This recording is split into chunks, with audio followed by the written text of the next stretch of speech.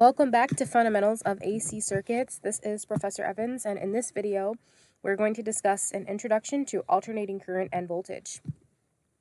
So the learning objectives for this video are that you will be able to identify a sinusoidal waveform and measure its characteristics, determine various voltage and current values of a sine wave, describe the angular relationships of sine waves, use a phasor to represent a sine wave, and apply basic circuit laws to a resistive AC circuit. So we're going to start with a quick discussion on sine waves. And in a previous math class, it could be algebra, trig, or calculus, you've already studied sine waves. So we're just going to quickly go over this. The sinusoidal waveform, or a sine wave, is a fundamental alternating current or alternating voltage waveform. So basically what that means is within the context of an AC circuit, instead of having a voltage source that delivers a set value like 5 volts or 2 volts or 1 volt, we're now going to be studying circuits that have a voltage source that delivers a voltage that alternates with time in the form of a sine wave. So as a reminder, a sine wave has a positive maximum and a negative maximum. That's your peak value. And just imagine that coming out of your voltage source is a wave that looks like this. And depending on what moment in time you're looking at, the value of the voltage supplied will be different, or it will change with time. So before we can start to study AC circuits, we have to understand the idea of a sine wave and how it behaves. So electrical sine waves are what we are studying in this course. The sine wave can be voltage or current, so you can have an alternating source that delivers a current or a voltage. Just keep in mind that for the bulk of this class, when we discuss our AC circuits, we're discussing a circuit with a voltage source that alternates with time, and if you were to measure that voltage source, you would see a sine wave coming out that looks like this. Sine waves are characterized by two things, amplitude and period. The amplitude is the maximum value of your voltage or your current. So we can see the amplitude is identified right here. Here's your positive amplitude. You also have a negative amplitude. And then we have the period, which is the time for one complete cycle. Period is always represented with a capital T within engineering and mathematics. And period always has a unit of seconds. It could be seconds, milliseconds, microseconds, but it's a unit of time. So in this example, we can see that the amplitude of the sine wave is 20 volts because that's our highest point. And the period is 50 microseconds because that's how long it takes for one complete cycle. When we measure the period, it can be measured between any two corresponding points on your waveform. So here's some examples. I can measure the period from a crossing zero to the next crossing zero. These are positive crossing zeros. So I can measure it from this point to the next corresponding point. I could pick this point right here. As long as I measure from that point to the next corresponding point, I could go from one positive peak to the next positive peak, etc. So when you're measuring period, any two corresponding points will show you one complete cycle, and you're measuring the time it takes for that one complete cycle to occur. Amplitude can only be measured from the center to the maximum point. So our amplitude is only going to be measured in really one of two places. This is your positive amplitude, or from here, this is your negative amplitude. But you're only going to measure it in that one place where you have the highest point of your peak. Frequency, which is represented with lowercase f, is the number of cycles that a sine wave completes in 1 second. Remember that frequency is measured in hertz, which is represented with Hc. So if we have a sine wave where 3 cycles occur in 1 second, we would say the frequency is 3 hertz. And again, to determine how many cycles occurred in 1 second, we're looking at complete cycles that occur in a period of time. So within this period of time, we have 3 complete cycles of that sine wave, so your frequency is 3 hertz. Period and frequency are reciprocals of one another, so if you know one, you can easily find the other by taking its inverse. Remember that you have an inverse key on your calculator if you have a scientific calculator or a more advanced calculator, so you can use that to quickly go between frequency and period. So if the period of a particular wave is 50 microseconds, the frequency is 1 over 50 microseconds. Don't forget, when you type this into your calculator, you're not typing 1 divided by 50. You're typing 1 divided by 50 times 10 to the negative 6 because that is your prefix for micro. So you'll get 20 kilohertz is your frequency. So now we're going to talk about sinusoidal voltage waveforms and how they're actually generated. So whenever you think about going into the lab and setting up an AC circuit and connecting your circuit to your voltage source, that sinusoidal voltage that's going to come out of your source is produced by an AC generator or an electronic oscillator. So the principle behind how these particular devices work takes the idea of a conductor. Remember, a conductor is a material that can conduct electricity, and you're going to rotate it within a magnetic field. So imagine that you have two magnets perhaps, and you have a north pole and a south pole, and you have a certain amount of space in between the poles, and within that space you place a conductor and you rotate it. As you rotate it, you can produce voltages that will take the form of a sine wave. So when you have a conductor and it's moving in parallel with the lines of flux, so whenever you set up a magnetic field, you have what's called lines of flux, and that's what these arrows are on the screen, lines of flux. When you take the conductor and you rotate it through these lines of flux, you're going to induce a certain level of voltage. So we're going to take one specific point on our rotating conductor. So let's say that this is a round piece of material that's going to rotate clockwise within our magnetic field. And we're just going to follow one specific point as it rotates around. So we're going to start with this point A. Let's assume that our point of reference is beginning at position A. Position A, if you look at how the conductor will rotate, at this specific point in time, as the conductor rotates just right at point A, it's going to be rotating in parallel with the lines of flux. And when your conductor is in parallel with the lines of flux, you have no voltage. So basically, if I were to make a graph of how much voltage I can induce at this specific point, it would be 0. But as the conductor rotates through these lines of flux, what we're going to see is that level of voltage that is induced will change. So when your conductor is moving through these lines of flux, let's assume that now we've rotated until the conductor is now at point B, or our reference point rather is now at point B.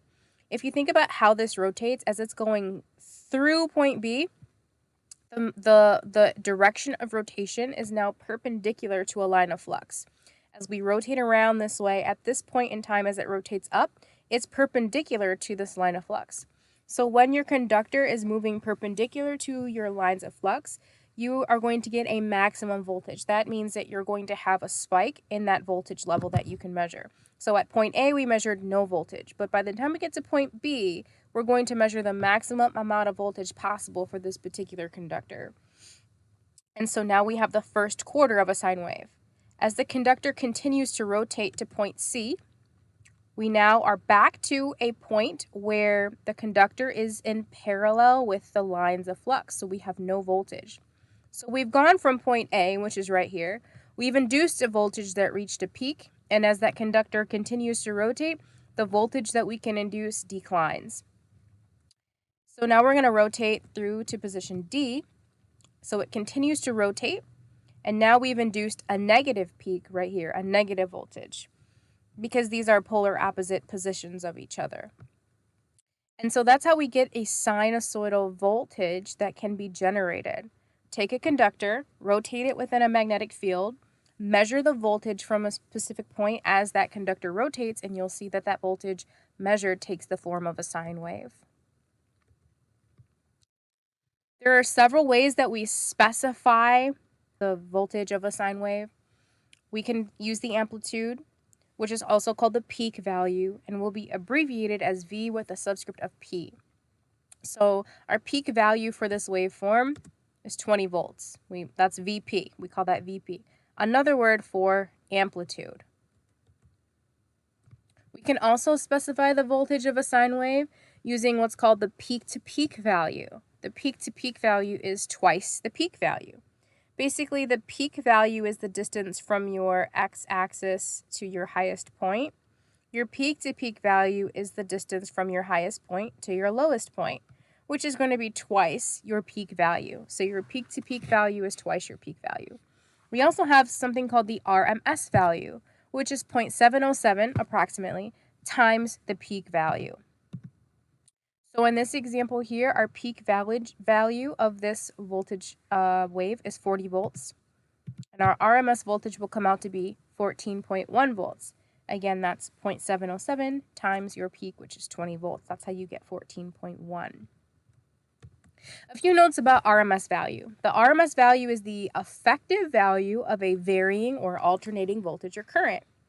It is the equivalent steady state, or the DC value, which gives the same effect. So if you think about two circuits, let's assume one circuit is connected to an AC supply and one circuit is connected to a DC supply. Your RMS value of your AC supply is going to represent the equivalent DC value that gives the same effect. So let's say that you had a lamp that is connected to a 6-volt RMS AC supply. So you have an AC supply that delivers an RMS value of 6 volts. That supply will be connected to a lamp, and it will shine with the same brightness that you would see if you connected the same lamp to a 6-volt DC supply. So that RMS value gives us a way to put an AC source and a DC source on the same playing field. Keep in mind, though, that the lamp will be dimmer if you connect it to a 6-volt peak AC supply, because the peak value and the RMS value are not the same. So the peak value is going to, remember, represent your highest point on your sine wave, but your RMS value is 0.707 times the peak. So it's always going to be smaller.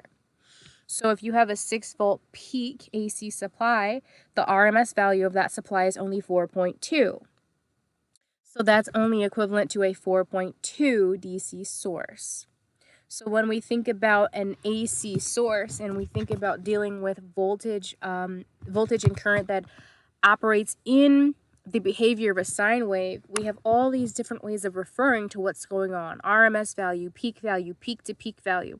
We really have to keep these terms aligned in our mind and keep the definition straight, because when we're talking about these different values, they have different meanings. So that's an example of how the RMS value is used and what it stands for. The other value we may sometimes use is called the average value. In reality, it's referred to as the half-wave average. And that really represents, if you were to take half of the sine wave, so basically from this point to this point, if you could calculate the area under this curve, or if you've taken calculus 2, if you can take the integral under the curve from 0 to 25 microseconds, that's the average value. So by definition, the average value is approximately 0.637 times the peak value. So anytime you need to calculate an average value, you're going to take your peak value, which would in this case would be 20 volts, and multiply by the average value, which is 0.637. So you'd multiply by that, and you'll get your average value, which is 12.7 volts for this sine wave. So let's do a bit of practice. Take this wave on the screen, which is also in your notes, and determine the peak-to-peak RMS and average values for this sine wave. So I'll pause for a minute to give you a chance to try that on your own, and then check back to see what the answer is.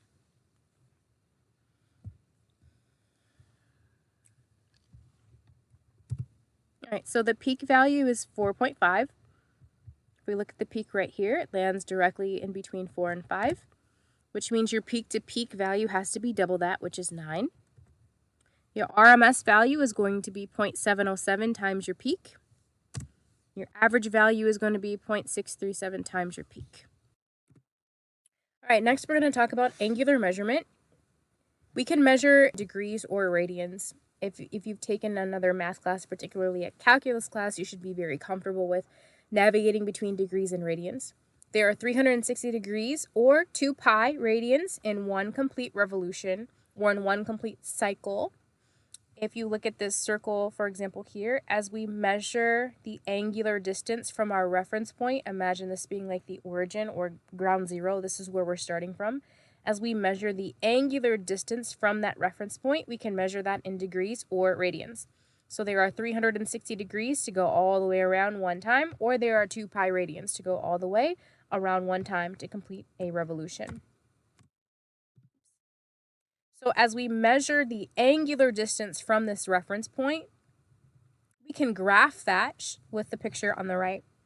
So the further we get from the reference point is 0, and as I travel further away from 0, I get a peak. So when I get to this point of the circle, I get to my maximum value of my curve. As I travel past my peak and back down to the other half of the circle, I'm getting closer and closer back to ground zero. And that's how our sine wave travels up to a peak and then goes back down. So our angular measurements can be in radians or degrees. This class is primarily going to use degrees. So as we show the full cycle of a sine wave, we're going to be measuring that angular position in degrees. And this is one full cycle of a sine wave in degrees. The phase of a sine wave is an angular measurement that specifies the position of that wave relative to a reference. And the reference is going to be the origin of our graph. So we're going to be drawing a lot of images in this class. We're going to be drawing lots of sine waves. And we're always going to refer to the reference as the origin. If you draw your XY plane, the origin would be right here. That's your reference. And the sine wave that you see on the screen begins at the reference point. It crosses right at 0 degrees. And it has a positive peak at 90 degrees. We call this a negative crossing at 180 degrees, a negative peak at 270 degrees, and then we have our positive crossing at 360 degrees, where at this point we've completed one full cycle. So the phase of a sine wave is going to basically measure how far a wave may be shifted to the left or to the right from this reference point, which is the origin. So we can describe the horizontal shift of a sine wave with phase shift. So let's look at the picture on the left first. The darker blue wave is the reference wave. It goes right through the origin. It starts right at 0 degrees. The light blue wave does not start right at 0 degrees. It has a positive crossing at 90 degrees. So if we look at these two waves, wave A begins at 0 degrees, and sometime later, wave B begins with a shift of 90 degrees. We call this a lagging sine wave. We say that B lags behind A. Or we can reverse that and say that A is leading B. And the amount of shift that you see here is what we would also use when we describe these two waves. So we would say that A is leading B by 90 degrees, A leads B, or B lags A by 90 degrees. So we consider this a lagging sine wave. Also notice that a lagging sine wave will cross the y-axis below the x-axis. So here's our origin. The reference is always going to cross directly through the origin. A lagging sine wave will cross below. That's an indicator that this lags behind. So B lags behind A by a phase shift of 90 degrees. If you look at the image on the right, now the light blue wave, wave B, has been shifted forward 90 degrees. So here's our reference, and B is now leading A. We also know that it's leading because it crosses above the origin. So a leading sine wave will cross above, a lagging sine wave will cross below. And when we talk about waves and whether they're leading or lagging, we're always going to describe the amount of phase shift that a wave leads or lags by. So in image B, we would say that wave B is leading wave A by 90 degrees, or you can say that wave A lags B by 90 degrees. So now let's talk about the sine wave equation. Let's say that I want to know the instantaneous value of a particular sine wave. Let's say that I want to know exactly how much voltage occurs at this particular point. And that point is referenced by an angular measurement, a measurement of some degrees. So the instantaneous value is what I want to know at a certain point in time. And the equation that we can use to find that is lowercase v is equal to the peak voltage times the sine of theta, where theta is the particular angle that I want to know the voltage at. So as an example, let's say that I have a wave where the peak voltage is 25 volts and I want the instantaneous voltage at 50 degrees. That means, here's my wave. Here's 90 degrees right here. So 50 degrees might be right around here. Let's say I want to know what's the exact level of voltage, or basically what would be my y coordinate for this particular point in time. The instantaneous voltage would be your peak times the sine of the angle you're looking at. So in this case, if I had a peak voltage of 25, my instantaneous voltage at 50 degrees would be 25 times the sine of 50 degrees, and I'd get 19.2 volts. So I can estimate that at approximately 50 degrees, the voltage is going to be 19.2 volts.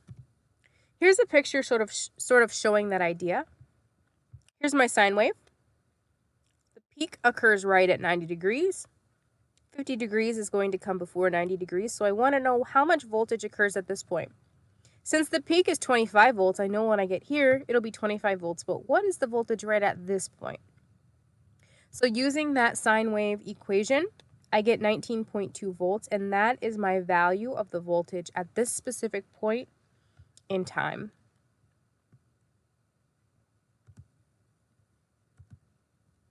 So whenever we have sine waves that have a phase shift, so they've been shifted to the left or the right, so now that they're leading or lagging the reference, we are going to modify that equation to reflect that phase shift.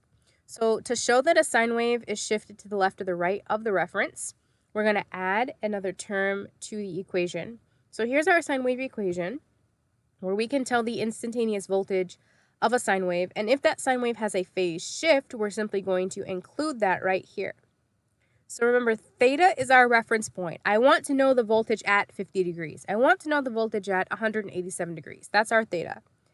Phi represents the phase shift for your particular wave that you're looking at, if it's been shifted to the left or the right so that it does not align with the reference. So we're going to add that phase shift in, and it's going to be a positive or a negative phase shift, depending on whether your wave is leading or lagging.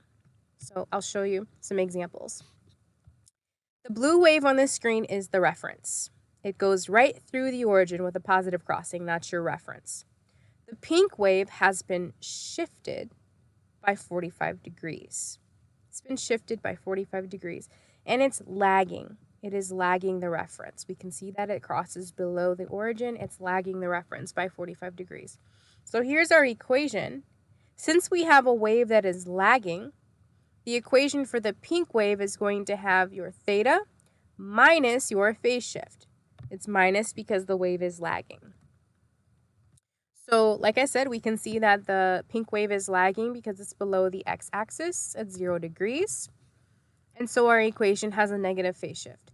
Now, if I want to figure out how much voltage am I going to have when the pink wave is at exactly 270 degrees, I'm going to take the 270 degrees, plug that in for theta, do this calculation, and I will have the exact amount of voltage that's being delivered at that particular point. Here's a wave that is leading the reference. So now the pink wave has been shifted forward. It has a positive crossing above the x-axis. So our equation is now going to have a positive sign instead of a negative sign because the pink wave is leading. And it's leading by a shift of 45 degrees. So here's our equation now. We can see our peak is 30 degrees. We see our phase shift of 45 and it's leading. There's our equation. So now if I wanted to figure out how much voltage would be delivered at any one of these angular measurements, I simply can take that particular angle. Say I want to know how much voltage is supplied at 90 degrees. What's the level of the voltage right here? I can take that 90, plug it in to my equation for theta, solve that, and I'll have the voltage. So let's do a practice problem. Now we're going to determine the instantaneous value at the 90-degree reference point on the horizontal axis for each sine wave below. Notice that sine wave A is the reference. In order to do this, we're going to determine the equation for each sine wave. Let's start with sine wave A. We can see that sine wave A goes through the reference right at 0 degrees, and it has a peak value of 10. So we're going to be using that information to set up our sine wave equation. Since it goes right through the reference, we're going to be using our initial sine wave equation, which is right here. So the peak value is going to be 10. And then the value of theta is going to be 90 degrees because that's the reference point we're looking at for this particular problem. I want to know the value of that wave at exactly 90 degrees. So I'm going to use this calculation, 10 times the sine of 90 degrees, and of course we're going to get 10 volts because with the reference wave, your peak is always going to occur right at 90 degrees. So there's our peak. Sine wave B is the dark blue wave here. And we can see that that has been shifted. It is leading by 20 degrees. So now when we create our equation, we're going to have to reflect that phase shift in our equation. So here's the sine wave equation we're going to use, where we're going to have plus, and our phase shift is going to be 20 degrees. The peak for sine wave B is 5, so that's going to be filled in for VP. And our sine wave equation becomes 5 times the sine of the quantity 90 plus our phase shift of 20 degrees. So now when we do that calculation, we see that the value of sine wave B at 90 degrees is approximately 4.7 volts. Next we have sine wave C, which we can see is lagging the reference by 45 degrees. It's been shifted to the right, and it has a peak value of 8. So we're going to reflect those values in our sine wave equation. So we have our peak value of 8, we have sine of 90 minus 45 degrees because of that phase shift. This is how we use the sine wave equation in order to figure out an instantaneous voltage for a particular reference. So once again, as a quick checkup, we're going to review this one last time. A sine wave has a peak value of 9.6 volts. Determine the following. We have RMS, peak to peak, and average. Remember that the RMS is going to be 0.707 times your peak. Your peak-to-peak value is going to be twice your peak. And then your average value is 0.63 times your peak. So these are our different ways of referring to a sine wave. So in addition to our peak value, peak-to-peak value, RMS value, and average value, we also have the instantaneous value, which you'll use the sine wave equation for to find an instantaneous value. Let's do another example.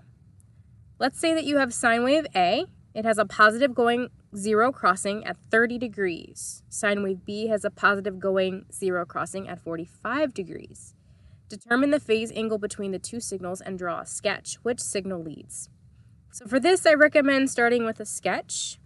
You know that there is a positive 0 going crossing at 30 and another at 45. Try to sketch that out. Here's what you'll get.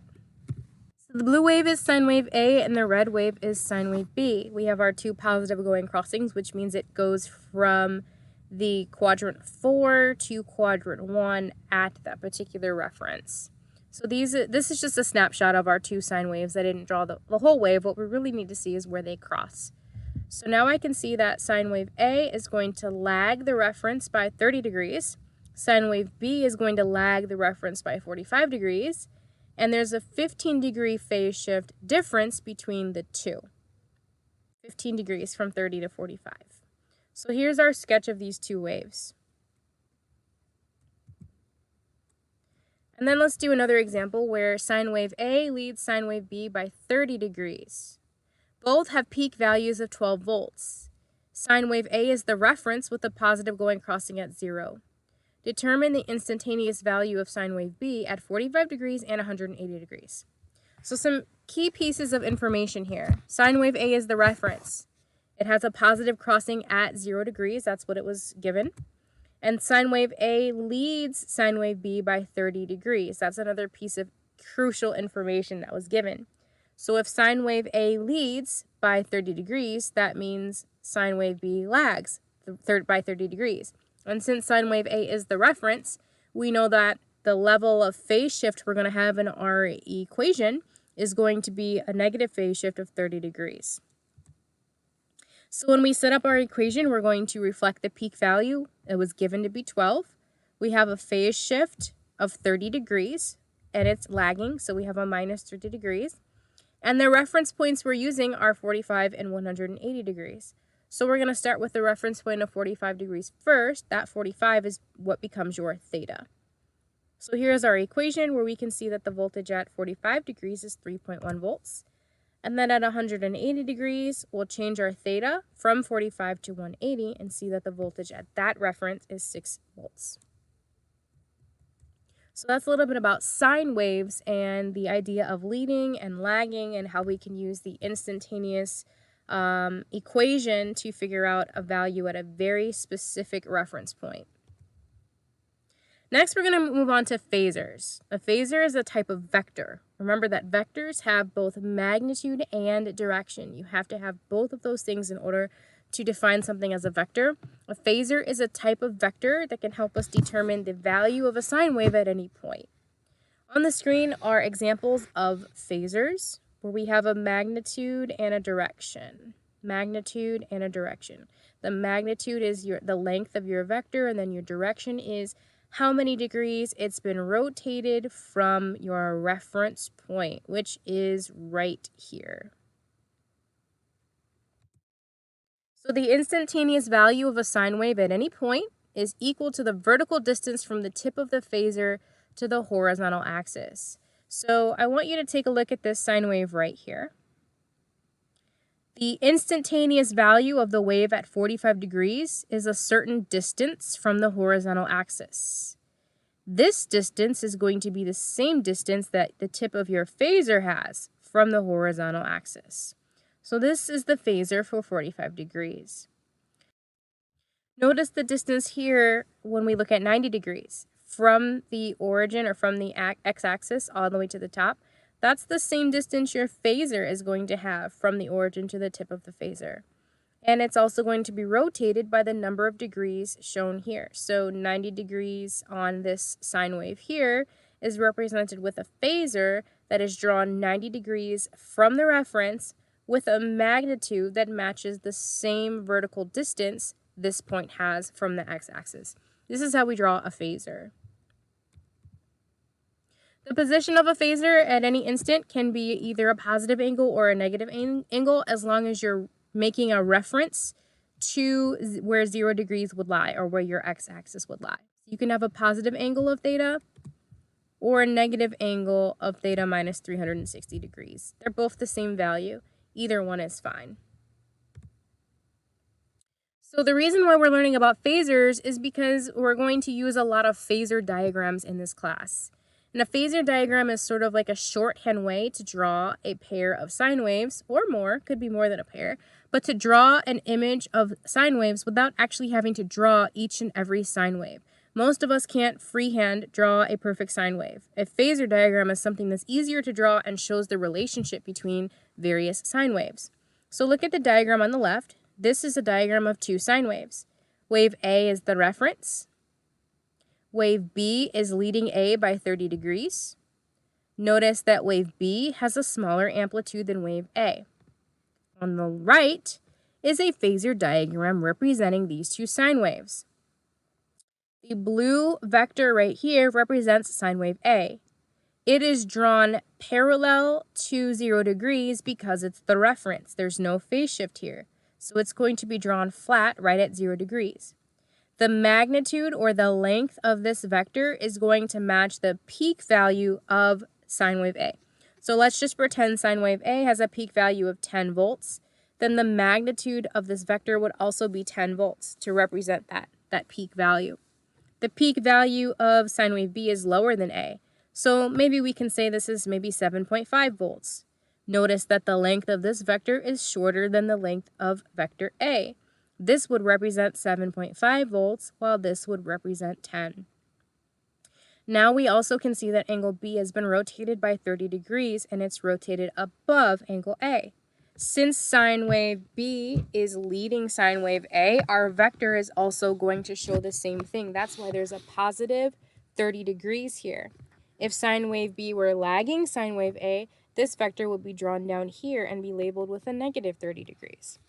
That's a phasor diagram. It's easier, quicker, faster, simpler to draw than actually drawing a pair of sine waves and trying to illustrate what the relationship is between them. So a phasor diagram is what we will use throughout the course to demonstrate the relationships between various sine waves. So let's take a look at an example where we are going to take the image shown on the screen and convert that into a phasor diagram. We have 3 sine waves. Let's take a look at each one. Sine wave A is leading by 45 degrees.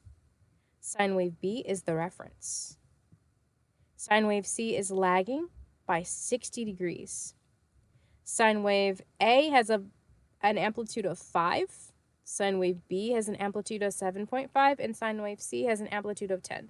So when we draw our phasor diagram, all of these things need to be reflected. Notice that we have a vector A. It has a length of 5 because sine wave A has a peak value of 5.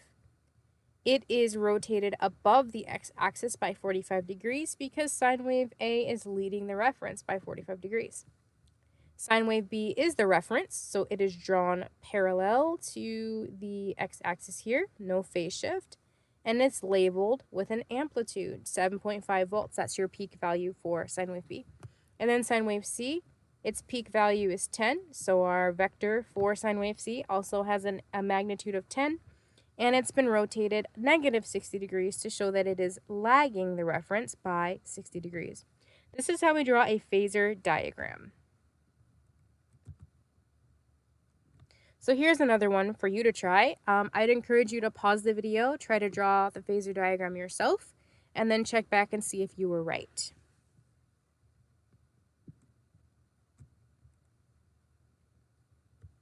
And here's the solution for this one. The reference is sine wave A with a peak value of 1 volt. Sine wave B is leading A by 50 degrees and has a peak value of 2 volts.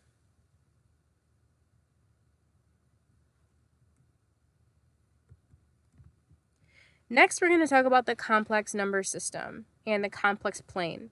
You likely have seen this in the Math for Electronics Engineering Technology course or some of your other college algebra or calculus courses. So just to review, the complex plane is used to plot vectors, and we're going to use it in this class to plot our phasors. You have a real positive axis, a real negative axis, a imaginary positive axis, and an imaginary negative axis. We're going to use the imaginary number j. The imaginary number j is the same thing as the imaginary number I, which is the square root of -1, like you've seen in other classes. And this class will be using j to represent an imaginary number. So think about your xy coordinate plane, but instead of x and y, we have real numbers plotted along the horizontal axis and imaginary numbers plotted along the vertical axis. So when we think about the coordinate plane within the context of complex numbers, we're going to represent angular positions using the 4 quadrants. Now our 4 quadrants begin at 0 degrees, rotate to 90 degrees, go to 180 degrees, 270, and then back around.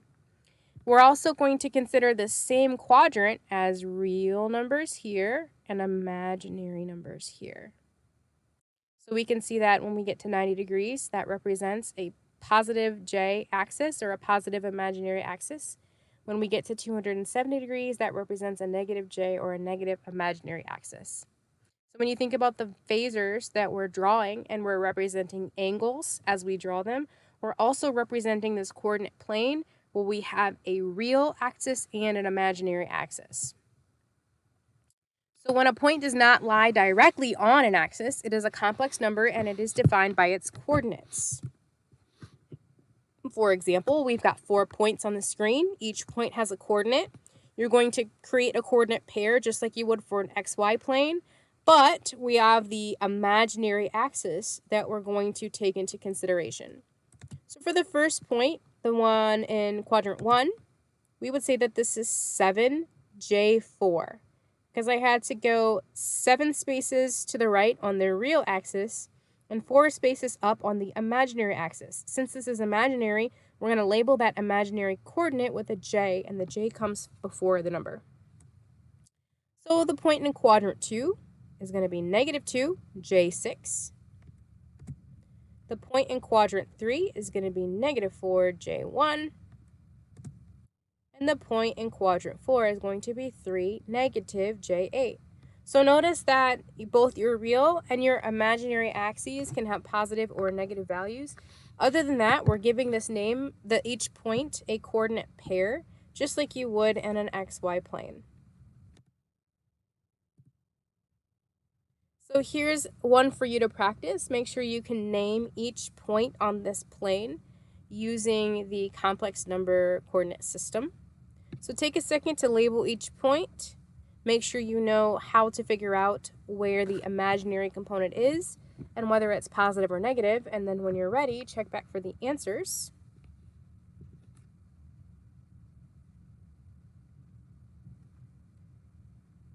So here's each one of the coordinates for this plane. Notice that J has the effect of rotation. A real number, when multiplied by J, places it on the positive J axis. So for example, let's say that I have the number 7. It's real. It's a real number 7. It lies right here in this axis. So it's like 7, 0J. If I take that 7 and multiply it by J, I get J7. If I take J7 and multiply that by J, I have 7 times J squared, and J squared is -1. So I get 7 times -1, which is -7. So every time I multiply by a J, I rotate my point by 90 degrees. That will become useful later, just something to take note of for now. So when we have a complex number, it can be expressed in one of two forms, either rectangular form or polar form. The rectangular form describes a phasor as the sum of the real value and the imaginary value along each axis.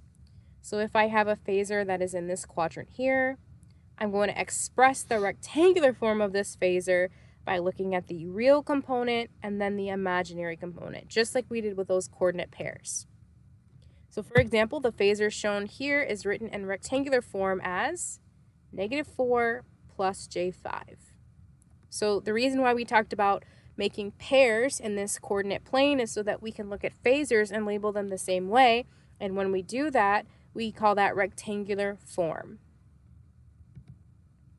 So we're going to write the rectangular form of each of these phasors here. Remember, each one of these really represents a sine wave that is leading or lagging your reference by a particular amount.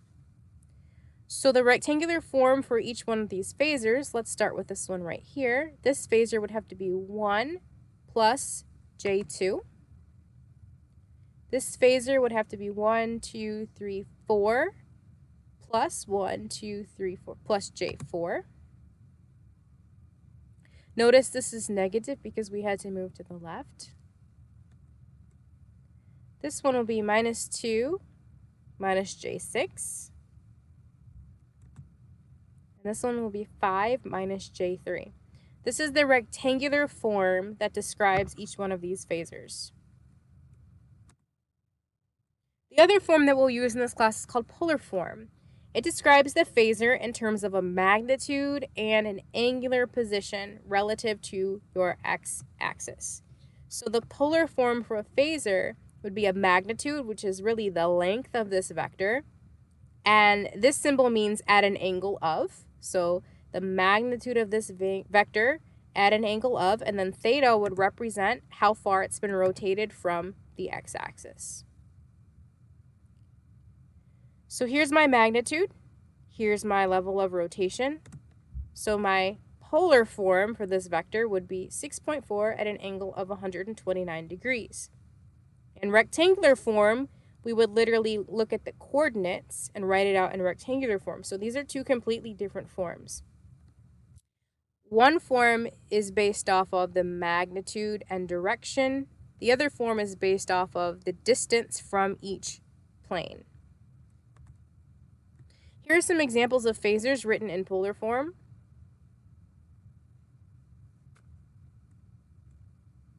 So remember, this symbol right here is at an angle of, so 2 at an angle of 45 degrees. That's what that means. And now we're going to talk about how we convert between forms. Right now, we're just going to talk about the mathematics behind converting between two forms. In the next few lectures, you'll learn why you need this tool. For now, focus on just learning the tool.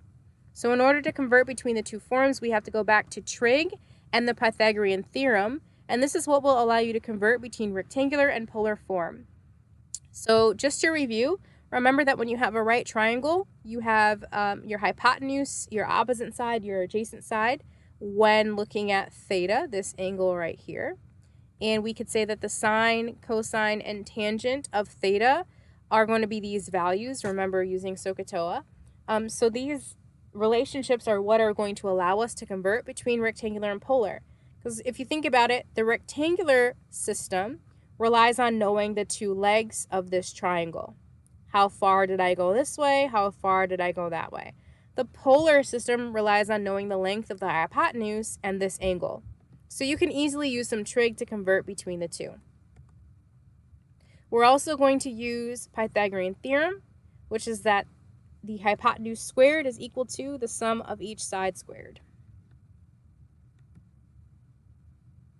So if I want to convert from rectangular form to polar form, here's what I have to do. Remember that if I have rectangular form, I know the two legs of my triangle. I know that this might be, say, 5, and this might be J5. So I know these lengths.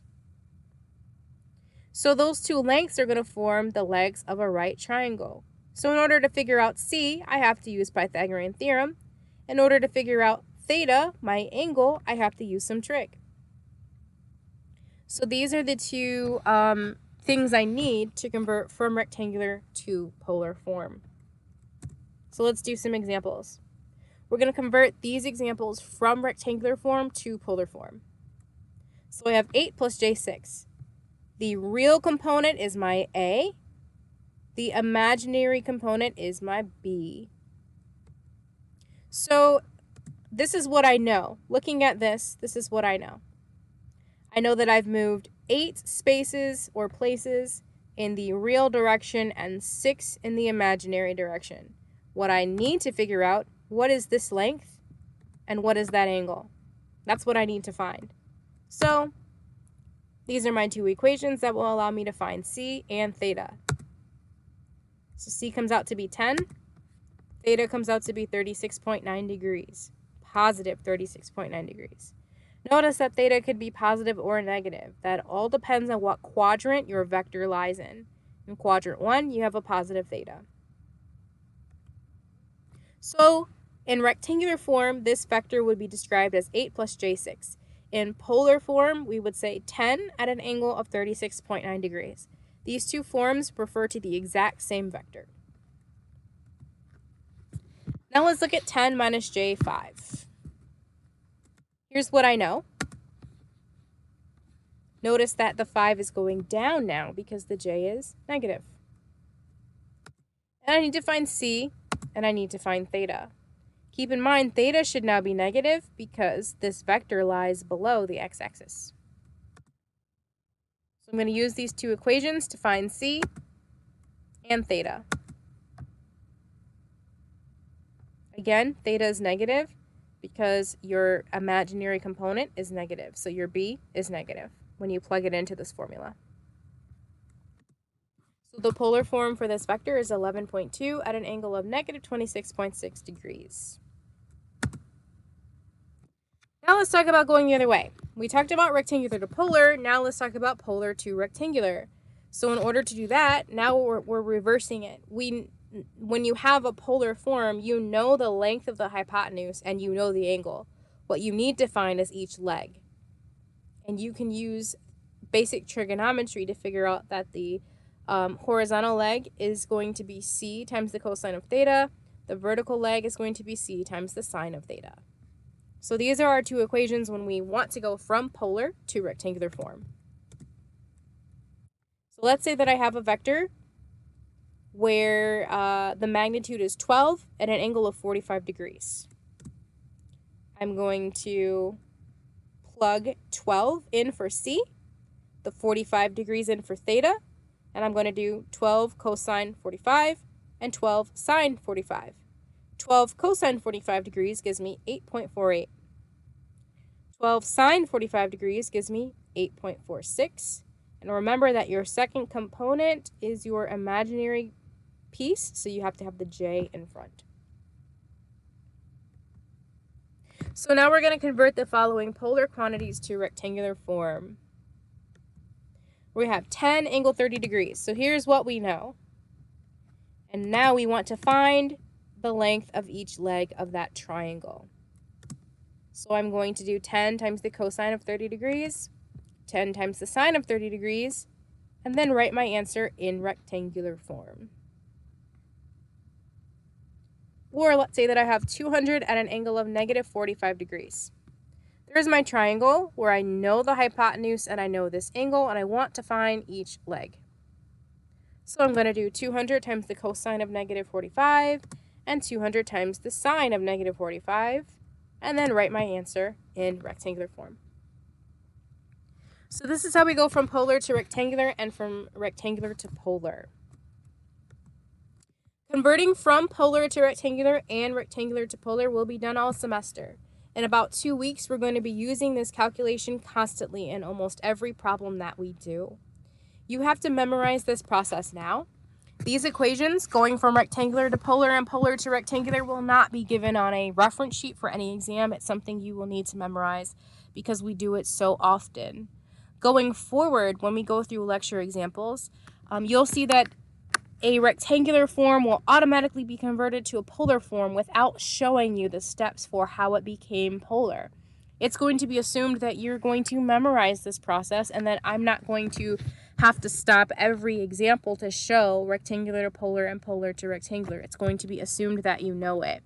So it's up to you to make sure you understand this process and be able to understand the conversions without steps shown. Again, it's up to you to also memorize it because when you take an exam, you'll have to convert from rectangular to polar, from polar to rectangular, and you will be expected to memorize those equations. So keep that in mind, and as you look at the homework for this video, please make sure you're practicing that thoroughly. So now let's talk about mathematical operations with complex numbers.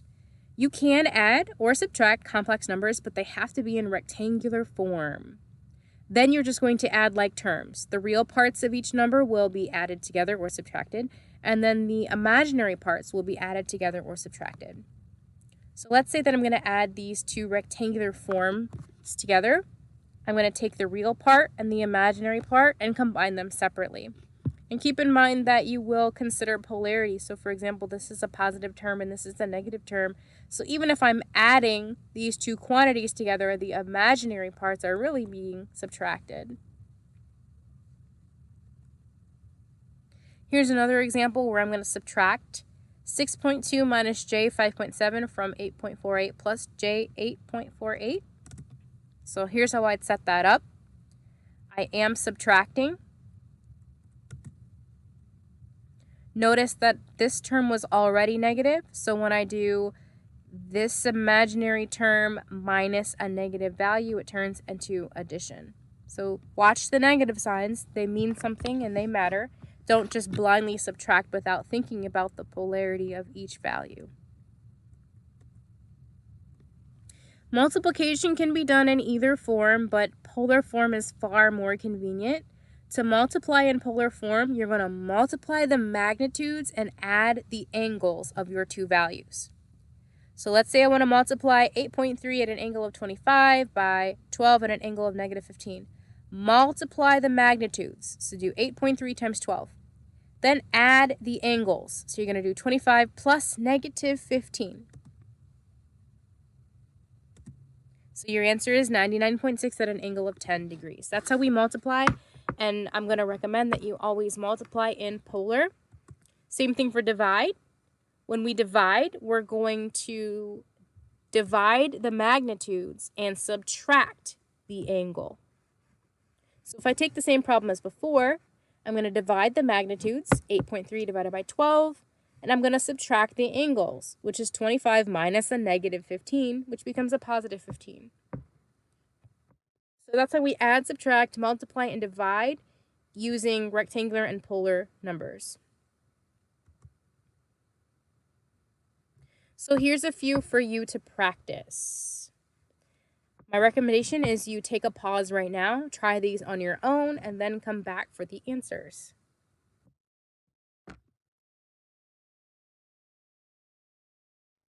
All right, so for the first one, when we add 8 plus j5 and 2 plus j1, we get 10 plus j6. When we subtract 10 minus j8 and 5 plus j15, we get 23.54 at an angle of 77.74 degrees, which gives you quadrant 1. When we divide 15 at an angle of 10 degrees by 30 at an angle of negative 30, we get 5 at an angle of 40 degrees.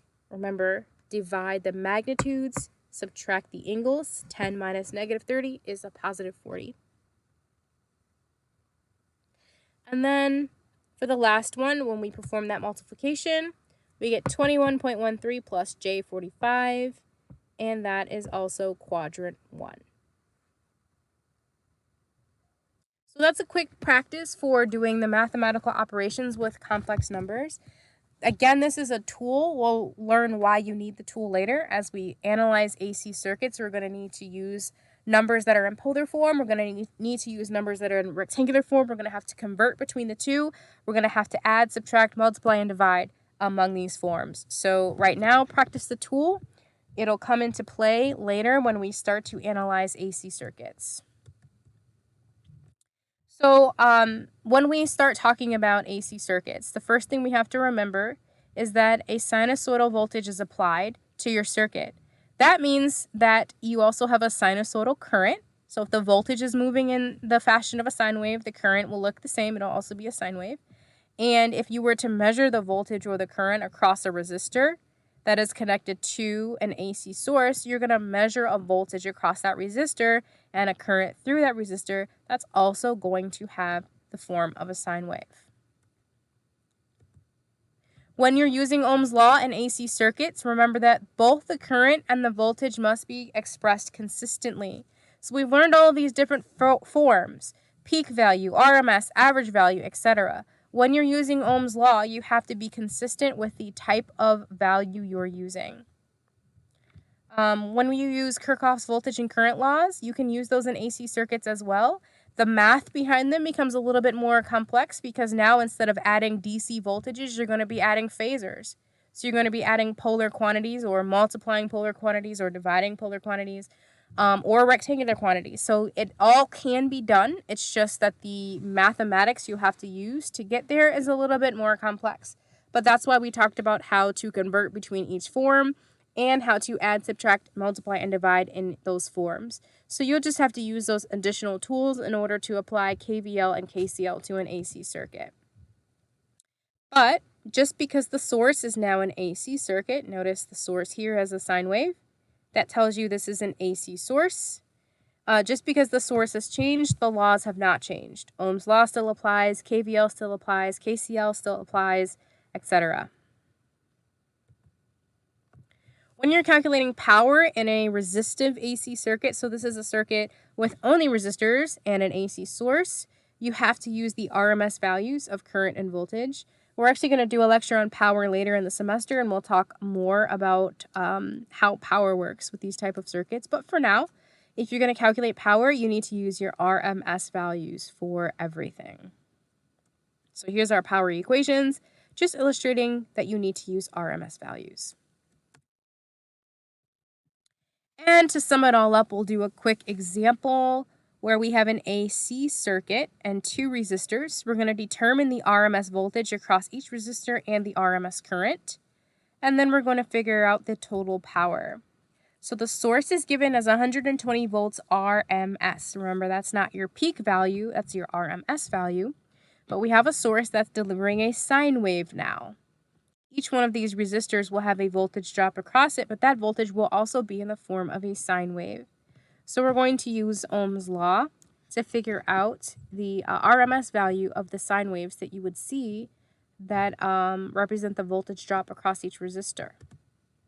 So we still can add up resistors the same way, even though it's an AC circuit. So we're going to add those up to get a total. And then we're going to use Ohm's law. Just remember that when you apply Ohm's law, if you put in an RMS voltage, what you're getting out is an RMS current. So you have to remember to label it that way. So when we apply Ohm's law, we get a current, and that's an RMS value. Then we can use Ohm's law to find the voltage for each resistor. Just remember to label it so you don't forget these are RMS voltages. If you're using Ohm's law and you're plugging in an RMS current into Ohm's law, you're going to get an RMS voltage out. So everything here is in RMS. And then if you're going to calculate the power, you're going to use the RMS value of the power in order to get that value. So these are some basic DC circuits concepts that still extend to an AC circuit, provided that you're using RMS values.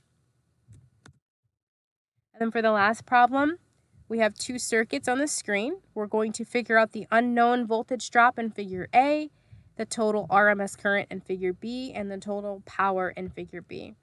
So this is just a review and a recap of KVL and the fact that it still applies to an AC circuit. You just have to use RMS values. So the source has given us 24 volts, R1 is 12, R2 is 8, and these are all RMS values. So the voltage across R3 is an RMS value of 4 volts. For the second circuit, you can apply KCL the same way you would apply KCL to a DC circuit. Just remember that these are RMS currents. And then when we calculate power, we're going to be using our RMS values in order to calculate power. So that's a quick recap of some of the techniques that you learned in DC circuits and how they can still apply to an AC circuit as long as you're using an RMS value. And that is the end of this video.